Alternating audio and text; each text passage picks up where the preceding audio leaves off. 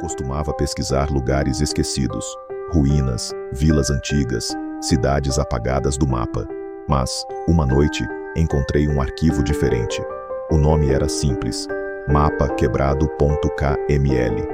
Ao abrir, não apareceu nada, apenas ruído, linhas desconexas, manchas cinzentas, e no centro, uma coordenada sem nome. Quando tentei fechar, o cursor travou. O mapa começou a se mover sozinho, até fixar o zoom num ponto isolado, uma vila sem registro. Logo depois, o arquivo desapareceu do computador. Mas, desde então, toda vez que eu ligo a máquina, a pasta se abre sozinha, como se o mapa ainda estivesse tentando me chamar de volta. Tentei encontrar o arquivo de novo, mas era como se ele nunca tivesse existido.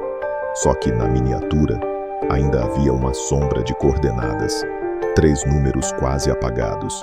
-27,85, -49,23. Coloquei no Google Earth. O mapa revelou uma região cercada por mata. Nenhum nome, nenhuma estrada marcada. Apenas uma cruz branca e um ponto isolado. Uma construção antiga. Em um arquivo histórico, encontrei um relato de 1959. A última referência da vila é o sino quando ele parar. O nome será esquecido. Fechei o notebook e, pela primeira vez, senti que alguém estava me observando através da tela. 2 dias depois, eu fui até lá. O GPS dizia: siga por 4 quilômetros, mas o contador nunca diminuía. O asfalto virou terra, a terra virou lama e o sinal desapareceu. Parei o carro, segui a pé.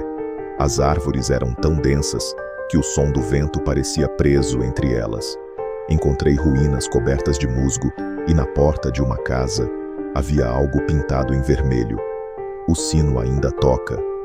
Então, o som começou. 3 badaladas graves, vindas de algum lugar adiante, e o vento parou de soprar. O sino me guiou até uma clareira. Ali estava a vila. 5 casas em ruínas e uma igreja pequena, a madeira escura. Torta entrei. O chão rangia. O ar tinha cheiro de mofo e cera velha. No altar, uma inscrição: quem ouve o sino não volta pelo mesmo caminho. Olhei para trás. A porta estava trancada. E lá fora, passos lentos, arrastados, alguém andando, descalço no barro. O sino tocou 3 vezes. Mas agora, o som vinha de dentro da igreja. O som vinha do chão, debaixo do assoalho. Afastei uma tábua e desci. Havia uma corda grossa, presa ao teto. A mesma corda que movia o sino. Mas alguém estava puxando. Apontando a lanterna, vi uma figura curvada, pálida, quase transparente.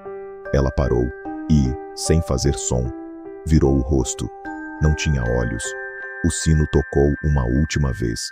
Corri, mas no teto da igreja, agora pendia o meu celular, gravando e repetindo uma voz metálica: siga por 4 quilômetros. O arquivo no celular se chamava REC000 1.mp4. Quando dei play, vi a estrada, a mesma estrada, e uma voz, a minha voz, dizia: não pare quando o sino tocar. A imagem cortou para o interior da igreja, e lá estava eu de costas, a figura, atrás de mim. No altar, marcas de mãos, tentando sair. A lanterna apagou, e no escuro, a gravação continuava sozinha. Não pare, não pare, não pare. Segui as pegadas de barro até uma porta. Empurrei, e vi a estrada, o carro, o GPS repetindo o mesmo comando. O relógio não tinha andado. Era o mesmo horário de quando cheguei. Tentei voltar, mas o caminho se repetia. O rádio chiou, e uma voz antiga disse: a última referência da vila é o sino. Olhei pelo retrovisor. A igreja estava atrás de mim. O sino tocou, e o mundo pareceu se dobrar. Dias depois, um novo vídeo apareceu no meu canal. Eu não havia postado nada. O título: 3 histórias de terror reais e assustadoras sobre lugares remotos. O vídeo mostrava a estrada, a igreja e o sino balançando sozinho. Nos comentários, diziam ouvir o som, mesmo quando o vídeo estava pausado. Tentei apagar, mas a miniatura mudou. Agora, era o meu rosto. Quando voltei, o título também havia mudado. A história que você acabou de ouvir. E na descrição, uma frase. A última referência da vila é você. O sino tocou de novo. Aqui fora. Dizem que o vídeo ainda está no ar, em algum canal que ninguém encontra. A duração é sempre a mesma, 13 minutos e 13 segundos. E todos que assistem até o fim, ouvem o sino. Alguns veem o reflexo de alguém atrás da câmera. Outros, o próprio nome, nas coordenadas 27,85, 49,23. E agora, há um novo ponto no mapa, um nome novo, o seu.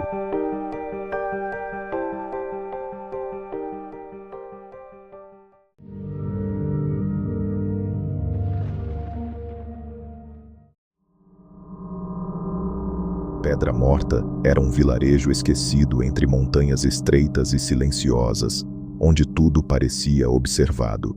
Quem passava pela estrada dizia ver sombras acompanhando o carro e figuras imóveis no alto das pedras, vigiando sem piscar.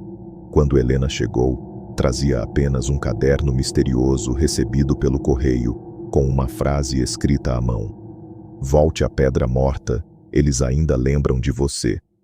O estranho é que ela não lembrava de ter estado ali antes.